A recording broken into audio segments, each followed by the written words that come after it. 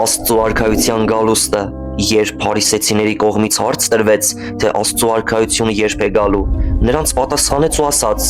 Աստծո արքայությունը տեսանելի նշանով չի գալու, ոչ էլ կասեն, ահա այստեղ է կամ ահա այնտեղ է, որովհետև ահա Աստծո արքայությունը հենց ձեր ներսում է։ Իսկ աշակերտներին ասաց. կգան օրեր, երբ կուզենաք մարդու որդու օրերից մեկը տեսնել, ու չեք տեսնի,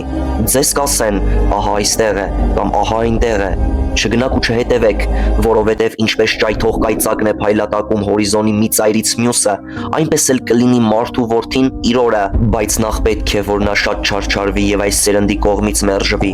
Եվ ինչպես որ Նոյի օրերին եղավ, այնպես էլ մարդու որդու օրերին կլինի։ Ուտում էին, խմում էին, կին էին առնում եւ մարդու գնում միջև այն օրը, երբ Նոյը տապան մտավ, ջրհեղեղը եղավ ու բոլորին կորստյան մատնեց, նույն ձևով ինչպես Ղովտի օրերին էլ եղավ, ուտում էին, խմում էին, առնում էին, վաճառում, տնկում էին, կառուցում։ Եվ այն օրը, երբ Ղովտը Սոդոմից դուրս ելավ, երկնքից հուր ու ծծում տեղաց եւ բոլորին կորստյան մատնեց, նույն կերպ էլ այն օրը կլինի, երբ մարդու որդին հայտնվի։ Այդ օրը ով տանիքին լինի, իսկ կարասին տան մեջ թող չիշնի դրանք վերցնելու, դաշտում եղողն էլ թող հետ չդառնա։ Հիշեք Ղովտի կնոջը, ով իր անձը փրկել ուզենա, այն կկորցնի, իսկ ով այն կորցնի կփրկվի։